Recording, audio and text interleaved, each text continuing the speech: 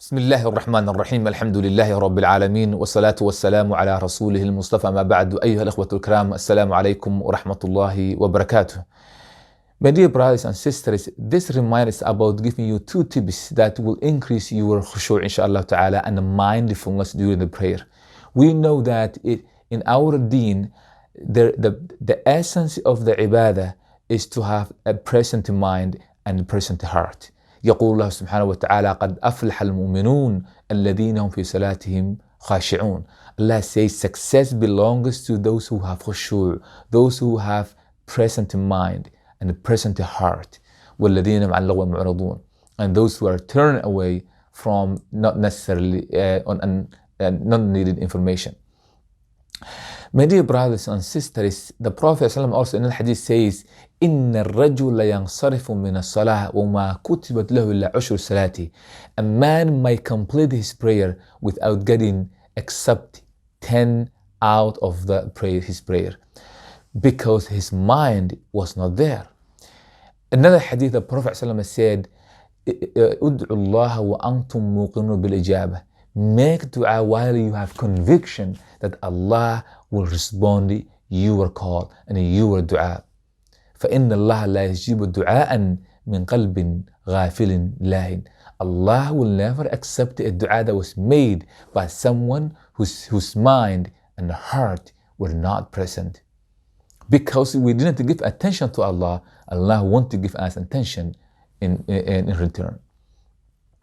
So it's an essential for us. Imam Ibn al-Qayyim in his book Al-Wabil al-Sayyib min al-Kalim al-Tayyib, he says, إن الذكر عند غياب القلب لا تأثير له فإذا كان له تأثير فتأثيره قليل. If you remember Allah while your mind and your heart is not present, he said the impact is quite diminished. So the question is, how can we increase our mindfulness during our prayers so we are there, so we are present? Because that is when we are rewarded.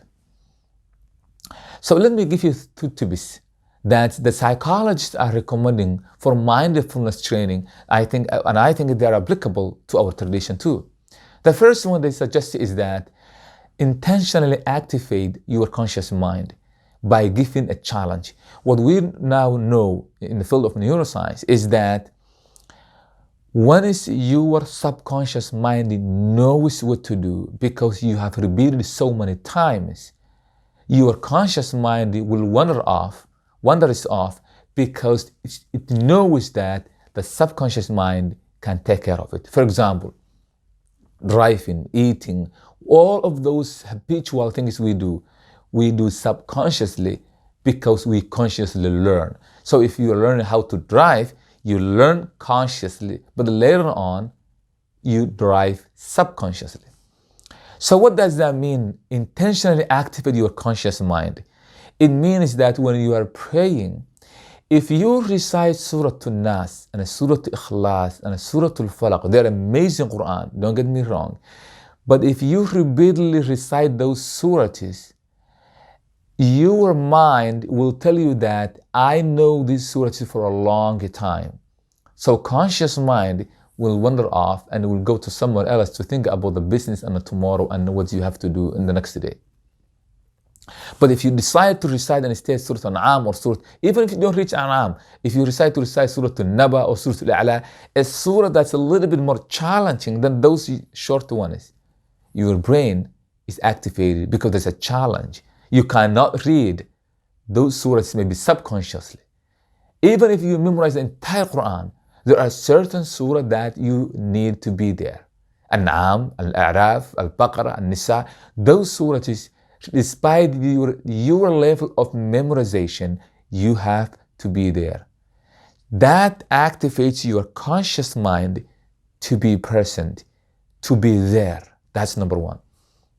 Number two, when you are reading adhkar or ad'iyah in your prayer, most of the people, they repeat the same dua. Let's say you are reading dua in your sujood. If you read all the time, Allahumma rabbana atina fid dunya hasana wa fil akhirati hasana, it's amazing dua. But if that's the only dua you read, when you start even the dua, your mind wanders off. So how can you activate? Practice and introduce yourself new supplications, new adhkar, new dua. So memorize a small dua and then read in the sujood. Your brain says, what was that dua? And then after a year or after a couple of months, when you practice and you can do subconsciously, practice another dua. So by reading another dua, other dua, new ad'iyah, new adhkar, new supplications, new adhkar, new Quran, you are activating and forcing your brain, your mind, to be present. That's number one. Number two, they teach now in the field of neuropsychology is that anytime we minimize information overload, our ability to focus and to be present increases dramatically. So, and I think one of his name was Herbert A. Simon.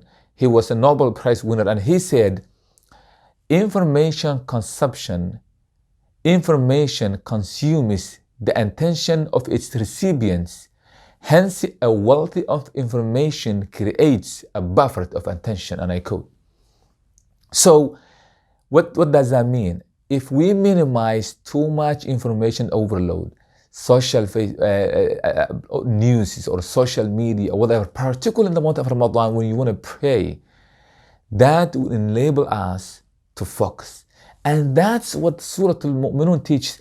قَدْ أَفْلَحَ الْمُؤْمِنُونَ الَّذِينَ فِي صَلَاتِهِمْ خَاشِعُونَ is the meditation. And the second one is وَالَّذِينَ هُمْ عَنِ اللَّغْوِ مُعْرِضُونَ, those who have the ability to turn off the bad news and information overload. So if you activate those two principles, if you minimize your distractions, because that will corrupt our minds and our hearts, number one. And number two, if you always challenge yourself by reading new Quran, new adhkar, new supplications in your prayers, you will be more mindful and more present, and you will feel your ibadah. May Allah subhanahu wa ta'ala empower us to become among those who have khushu' and mindfulness in their prayers. Barakallahu feekum, jazakumullahu khairan, wassalamu alaikum wa rahmatullahi wa barakatuh.